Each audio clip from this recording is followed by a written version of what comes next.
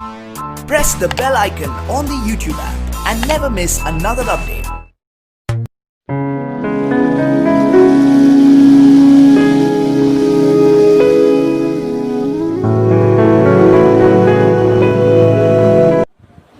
Hello student, मैं जितेश जोगी एक बार फिर से आपका स्वागत करता हूं यूट्यूब चैनल पर। तो आज हम पढ़ेंगे चैप्टर 6। चैप्टर अपना वही है मैग्नेटिक टर्म्स एंड इलेक्ट्रोमैग्नेटिज्म, लेकिन उसकी जो है वो है क्लास 3। तो आज हम इस क्लास 3 के अंदर पढ़ेंगे कि चुंबकीय पदार्थ कौन से होते हैं। इसके अलावा और भी बहुत कुछ है इस पे पढ़ने के लिए। तो मैं जितेश जोगी एक बार फिर से आपका सभी का स्वागत करता हूं यूट्यूब चैनल पर। तो चलो अब स्टार्ट करते हैं अपनी क्लास 3। तो इसके अंदर पहला ही जो अपना टॉपिक आएगा वो आएगा चुंबकीय पदार्थ।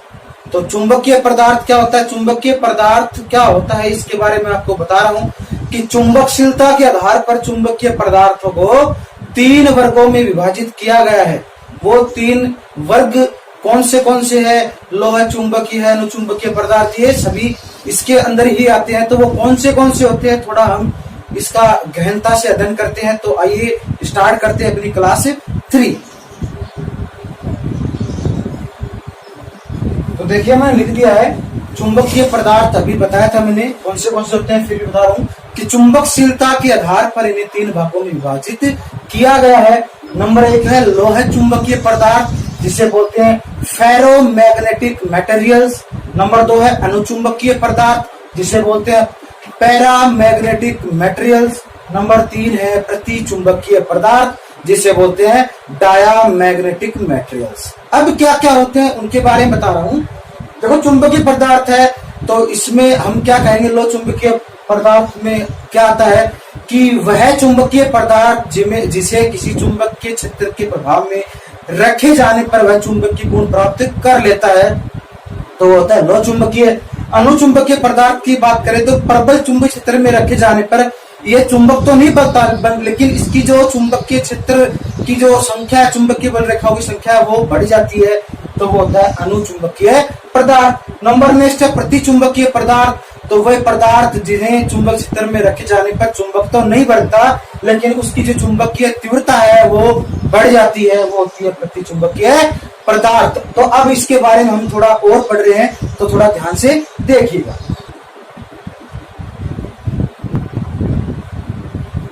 तो देखिए मैंने तीनों पदार्थ लिखे हैं, बता भी दिए थे पहले, फिर से दोबारा बता रहा हूं। नंबर 1 आता है लोह चुंबकीय पदार्थ। क्या होता है, वे पदार्थ जो किसी शक्तिशाली यानी प्रबल चुंबकीय क्षेत्र में रखे जाने पर चुंबक बन जाते हैं, उन्हें बोलते हैं लोह चुंबकीय पदार्थ, फेरोमैग्नेटिक मटेरियल्स। अब कौन से होते हैं उसका एग्जांपल अपने पास लोहा है, फौलाद है, निकल है, कोबाल्ट है, ये सारे के सारे लोह चुंबकीय पदार्थ होते हैं।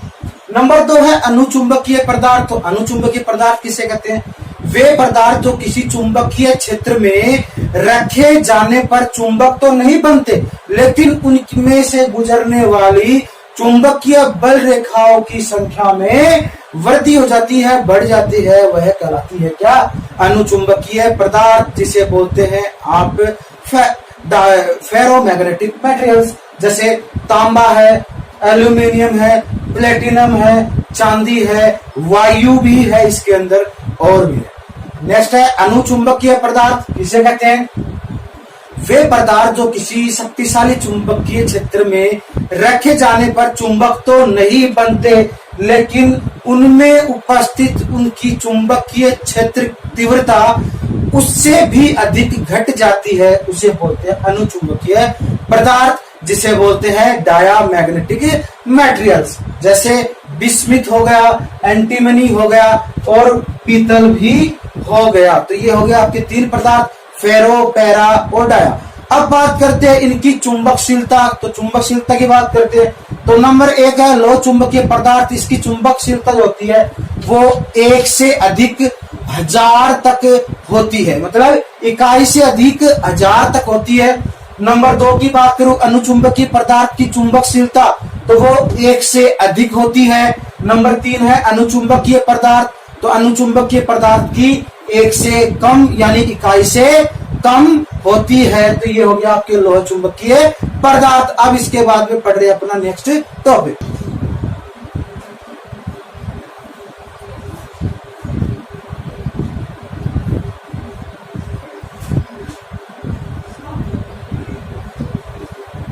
तो ये है अपने चुंबक के गुणधर्म। चुंबक के गुणधर्म क्या कहते हैं, सुनिए। नंबर 1 है दो चुंबकों के समान ध्रुव है, मतलब दो चुंबक है उसके समान ध्रुव है, वो एक दूसरे को प्रतिष्ठित करते हैं और विपरीत ध्रुव एक दूसरे को आकर्षित करते हैं। नंबर 2 है एक ही चुंबक के विपरीत ध्रुवों की सामर्थ्य बराबर होती है, एक समान होती है। नंबर 3 है दो चुंबकीय ध्रुवों के मध्य लगने वाला बल उनके मध्य दूरी के वर्ग के विलोमानुपाती होता है। नंबर 4 है यदि चुंबक के समीप ऐसा पदार्थ रख दिया जाए जिससे चुंबक बनने का गुण विद्यमान हो तो वह आसानी से स्वतः ही चुंबक बन जाता है। नेक्स्ट है यदि चुंबक को लाल गर्म किया जाए या पीटा जाए तो उसके जो चुंबकीय गुण है वो समाप्त हो जाते हैं।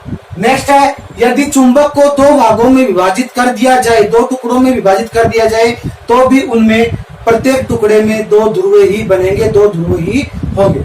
नेक्स्ट है यदि उच्च सामर्थ्य वाले चुंबक को और अधिक चुंबकित किया जाए तो वह और चुंबकित नहीं हो पाएगा क्योंकि वह पहले से ही संतृप्त अवस्था में रहता है। यह अपने चुंबक के गुणधर्म। इसके बाद में अपना नेक्स्ट टॉपिक,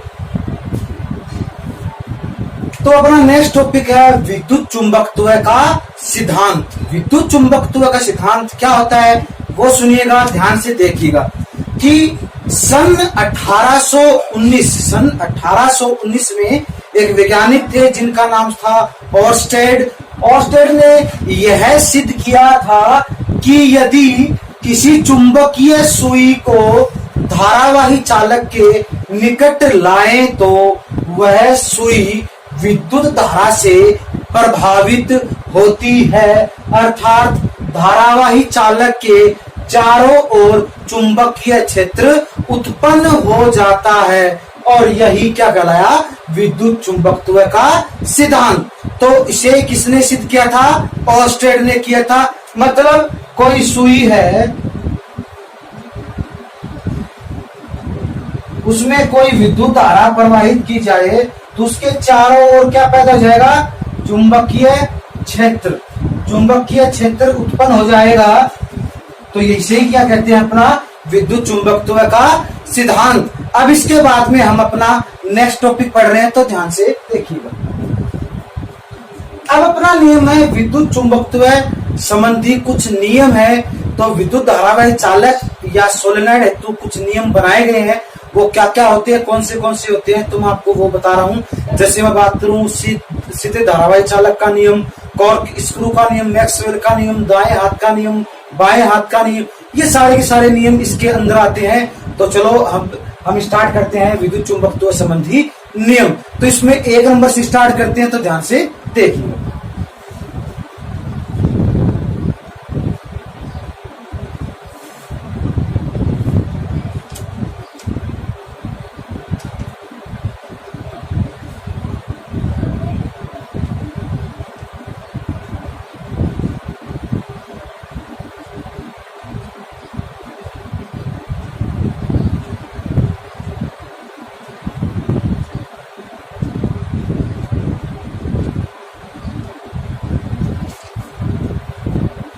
तो देखिए बताया गया है सीधे धारावाही चालक हेतु।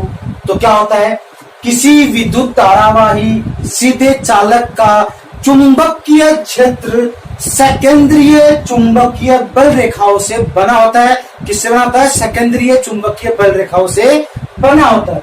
चुंबकीय बल रेखाओं का केंद्र चालक के मध्य अक्ष पर अवस्थित होता है। कहां पर अवस्थित होता है, मध्य अक्ष पर अवस्थित होता है और उसकी पूरी लंबाई में उसकी मध्य अक्ष के प्रत्येक बिंदु पर सेकेंद्रीय चुंबकीय बल रेखाएं पैदा हो जाती है और इन चुंबकीय बल रेखाओं की दिशा जो है वो हमारे पास कुछ नियम है, उनमें से किसी भी नियम के द्वारा ज्ञात की जा सकती है।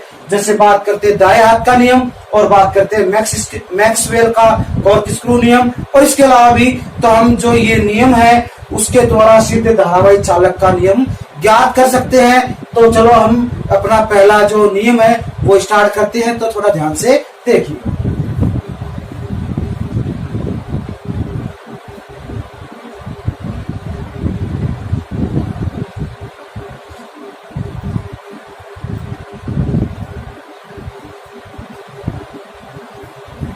तो देखिए ये अपना दाएं हाथ का नियम जिसे बोलते हैं राइट हैंड रूल, दाएं हाथ का नियम।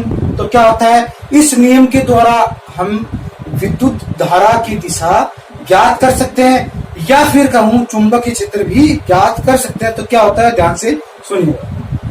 यदि किसी चालक को, मतलब कोई कंडक्टर है उसको, यदि किसी चालक को दाएं हाथ से इस प्रकार पकड़े कि अंगूठा चालक में प्रवाहित हो रही धारा की दिशा और जो मुड़ी हुई अंगुलियां है वो चुंबकीय क्षेत्र को प्रदर्शित करे, तो यही क्या कहलाता है, अपना दाएं हाथ का नियम। तो देखो ये कोई कंडक्टर, मतलब कोई चालक है, उसको दाएं हाथ से इस प्रकार पकड़े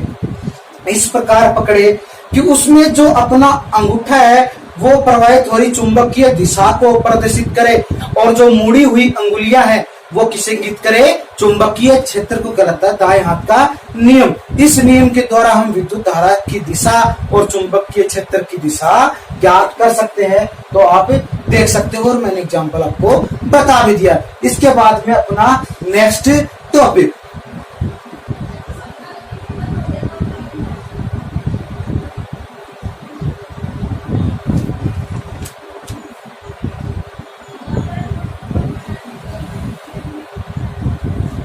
तो अपना नेक्स्ट टॉपिक है मैक्सवेल का कॉर्कस्क्रू नियम। तो इसके अंदर क्या कहा है, चित्र बनाया है मैंने, उससे भी समझ सकते हो कि किसी कॉर्क पेंच को, मतलब कॉर्क पेंच, नोकदार पेंच, चूड़ीदार पेंच, किसी कॉर्क पेंच को चालक के समांतर अक्ष में रखा जाए तो पेंच का नोकदार जो भाग होगा, नोकदार जो सिरा होगा, चालक में प्रवाहित विद्युत धारा को इंगित करेगा। मतलब उसका जो नोकदार सिरा है वो किसको, विद्युत धारा को प्रदर्शित करेगा। और जिस दिशा में पेंच की दिशा चलेगी, मतलब जिस दिशा में पेंच चलेगा वह उसका चुंबकीय क्षेत्र होगा। अब आप देख सकते हैं एक स्क्रू के द्वारा, तो ये स्क्रू है कॉर्क स्क्रू। अब इसमें क्या कह रहा है कि इसकी जो थ्रेडिंग है, जो चूड़ियां है, इसकी जो घूमने की दिशा, जैसे मैं इसको इस प्रकार घुमा रहा हूं तो इसकी घूमने की दिशा जो है वो तो बता रही है क्या, चुंबकीय क्षेत्र।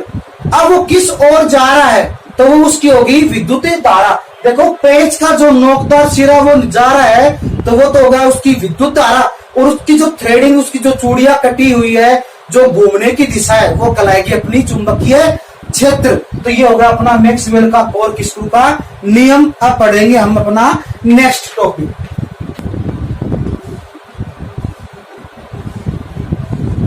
तो अब अपना नेक्स्ट टॉपिक है विद्युत धारावाही सोलेनाइड हेतु। सोलेनाइड के द्वारा हम पढ़ रहे हैं सोलेनाइड क्या होता है, सोलेनाइड का नियम किस प्रकार ज्ञात किया जाता है, तो वो अब हम एक चित्र के द्वारा पढ़ रहे हैं। तो सबसे पहले तो नियम तो छोड़ो, सबसे पहले बात करेंगे सोलेनाइड की कि वास्तव में सोलेनाइड होता क्या है। तो सोलेनाइड होता है, ध्यान दीजिए, पहली जो अपनी लाइन है ये वाली, ये सोलेनाइड के लिए ही है।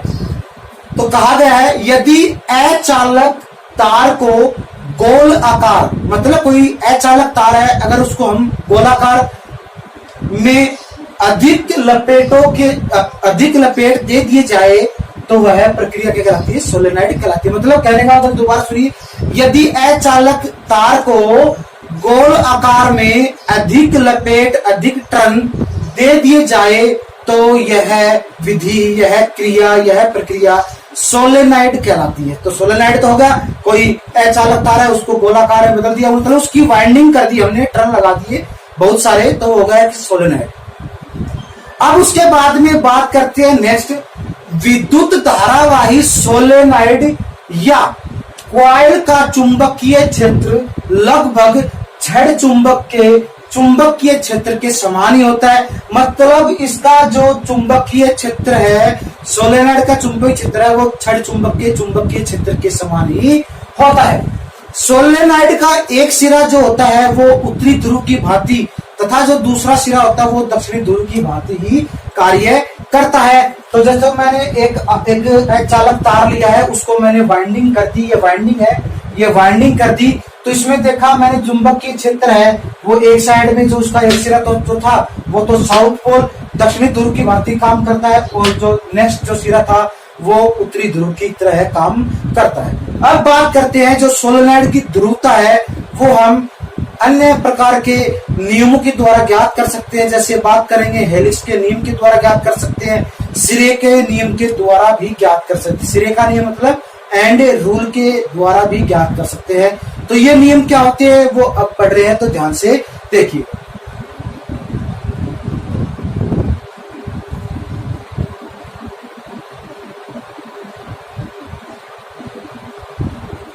तो देखिए नेक्स्ट अपना हेलिक्स का नियम। हेलिक्स का नियम क्या है तो वो सुनिएगा।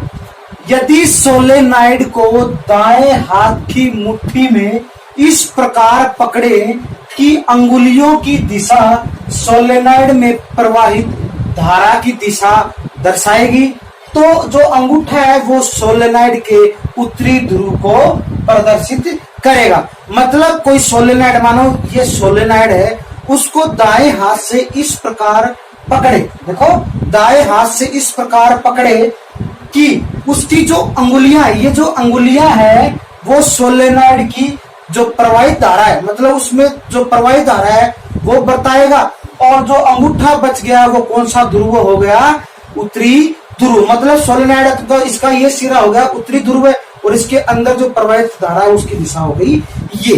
तो ये होगा अपना सोलेनॉइड का हेलिक्स का नियम।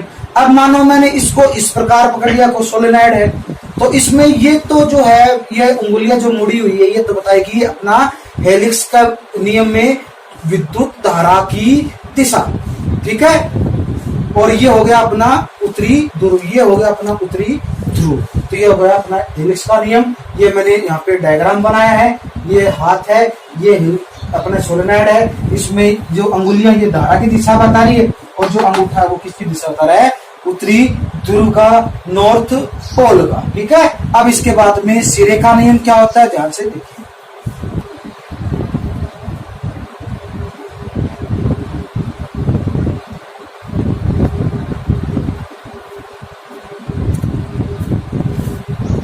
तो अपना नेक्स्ट है सिरे का नियम, एंड रूल क्या होता है, ध्यान से सुनिए। यदि सोलेनॉइड में धारा प्रवाह घड़ी की सुइयों की घूर्णन दिशा में प्रतीत होता है तो वह दक्षिणी ध्रुव होगा। मतलब कि जो घड़ी की दिशा है उसके अंदर हमें अगर प्रतीत हो रहा दिख रहा है तो वह सिरा कौन सा होगा, दक्षिणी पोल होगा, दक्षिणी ध्रुव होगा। और यदि घड़ी की दिशा के विपरीत, मतलब घड़ी की उल्टी दिशा में दिख रहा है तो वह सिरा कौन सा होगा, उत्तरी ध्रुव होगा। मतलब जो घड़ी की दिशा में होगा वो तो होगा अपना दक्षिणी ध्रुव, और विपरीत दिशा में होगा घड़ी के तो होगा अपना उत्तरी ध्रुव।